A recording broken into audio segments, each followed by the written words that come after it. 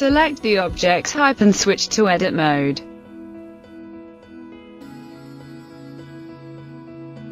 Choose the stair type.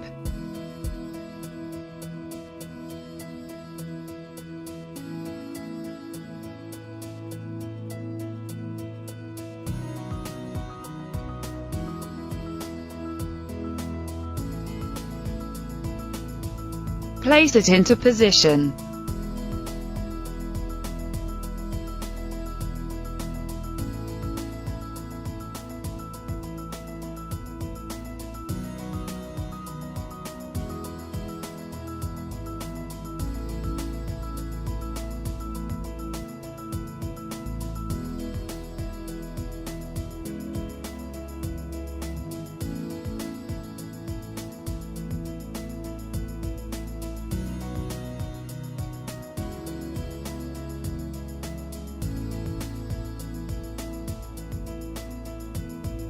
Use the landing to join up the various ramps.